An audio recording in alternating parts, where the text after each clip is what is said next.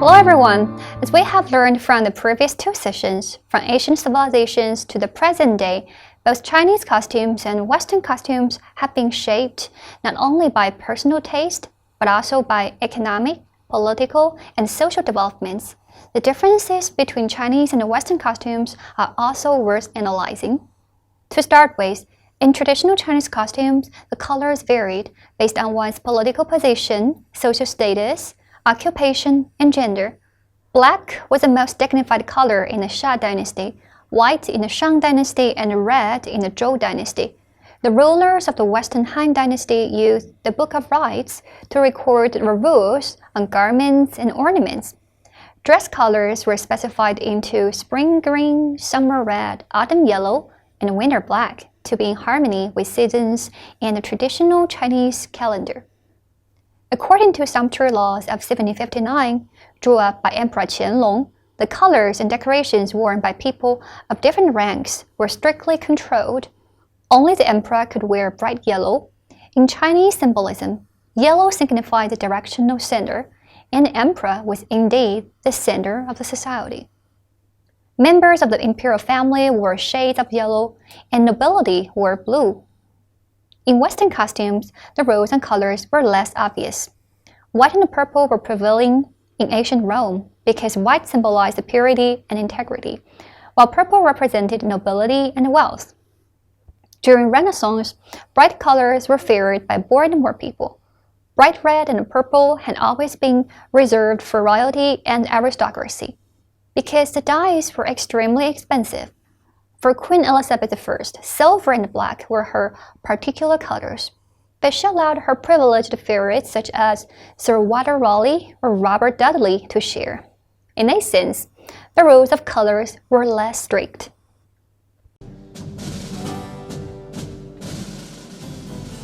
Why will you not see me?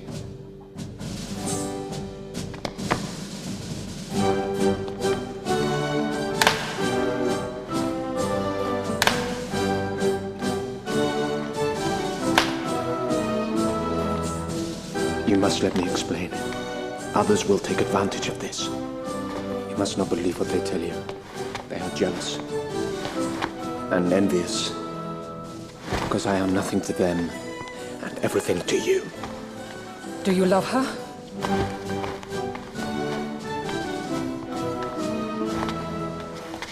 No, I love you. I have always loved you. The second difference lies in different preferences for clothing materials. China is the first country in the world that discovered the use of silk. In ancient China, the wealthy people of higher status wore silk robes, which could be dyed specific colors or with fancy designs. Lower-ranking people could actually be punished for wearing silk clothing. There were various kinds of ancient Chinese silk. In winter, robes were of heavy satin with embroidered patterns. They were lined with fur for warmth. In the summer, very light silk gauze or damask was used, lined with lightweight figured silk. As early as the Han Dynasty of 2,000 years ago, Zhang Qian, a famous diplomat of the time, opened up the Silk Road leading to West Asia and Europe. This was realized in the 2nd century BCE when an ambassador named Shang Qian, sent to negotiate with nomads in the West, returned to the Han Emperor with tales of sophisticated civilizations, prosperous trade, and exotic goods beyond the western borders. Ambassadors and merchants were sent towards Persia and India to trade silk and jade for horses and cotton, along with armies to secure their passage. Eastern and Western routes gradually linked together into an integrated system spanning Eurasia, enabling cultural and commercial exchange farther than ever before. Chinese goods made their way to Rome, causing an outflow of gold that led to a ban on silk, while Roman glassware was highly prized in China.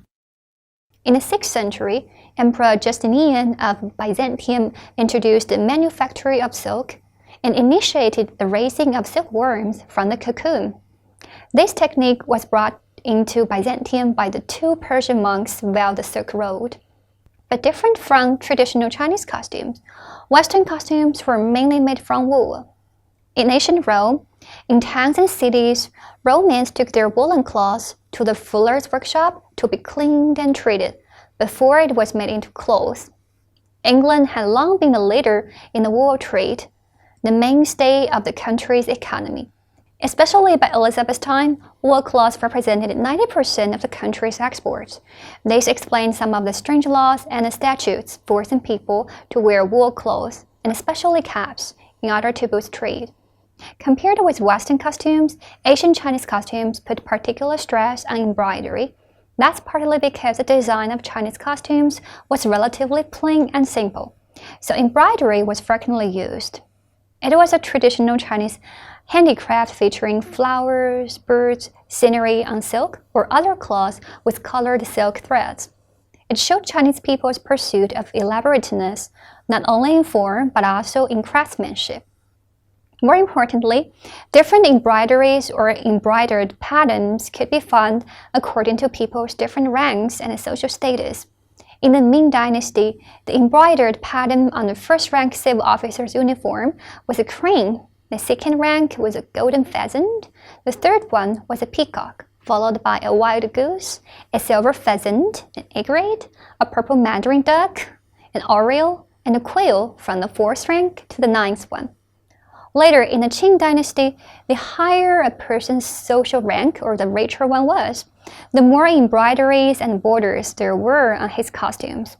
To be more specific, the use of embroidered dragons evoked the divine power, authority, and wisdom of the emperor.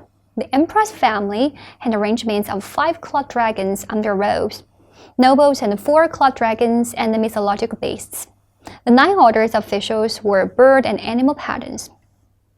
Essentially, traditional Chinese costume culture is a covering one, while the Western costume culture is a revealing one. For instance, traditionally, although qipao fully displayed the figure and elegance of the female, but it was never revealing.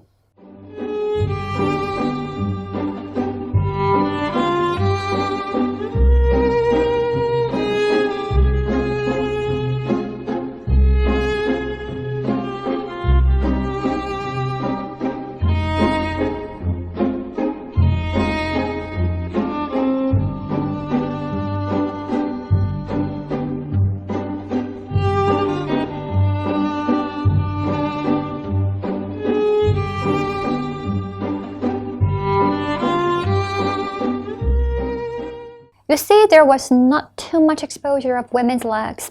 The legs just exposed in intervals as a woman walked, presenting a kind of implicit beauty. It also shows the qualities of naturalness from the desire advocated in Dao De Jing. Even the design of collar of qipao was deeply rooted in the traditional Chinese ethics and morals. The stand-up collar was traditionally high because women in old days could not expose too much of their necks. The style of the collar conformed to the rites and rituals recorded in Analects of Confucius, such as to discipline itself and observe ritual propriety. On the contrary, Western costumes reveal the figures of human beings, no matter in white clothes of ancient times or narrow clothes of Renaissance. Especially since Renaissance, the gender difference had been put more emphasis on, the masculine power of men while the feminine curve of women. For instance, the use of a Spanish farthingale was developed to make the waist appear even smaller. This was an underskirt in which were sewn circular hoops made of whalebone, wire, or wood. Increasing in size from waist to ground, they formed a bale-shaped cage which made the skirt stand out from the body. By the 1570s, it was immensely popular and it was worn by women of all classes. Another example could be noticed was in the use of corset. The corset reshaped women's bodies with narrow waist and hourglass curve. From these examples, we can see clearly that Western costumes were designed to reveal the beauty of the body curve and advocate the importance of individuality. In short, traditional Chinese costumes are quite different from Western costumes in color, material, ornamentation, style concept, dressing etiquette, and aesthetic characteristics. But it is worth noticing that contemporary Western clothing has adopted Chinese symbols such as dragons, clouds, waves, mountain peaks, and watercolor paintings. Oriental elegance, tranquility, and mystery become the global fashion elements in the field of clothing design. This trend signifies not only the increased confidence and cohesion of China, but also the unique Oriental charm that Chinese costumes have carried. Then, with appreciation of costumes in China and the West, shall we come to the final two questions? Question number 1. Why traditional Chinese costume lay special stress on embroidery? For one thing, the traditional design was rather plain, which required more ornamentation. For another, the embroidery acted as a sort of code indicating the wearer's position in society. Question number 2. What's the essence of the Western costumes? Briefly speaking, revealing the beauty of the body curve was essential. The principle of humanism and self-expression could be embodied in the design.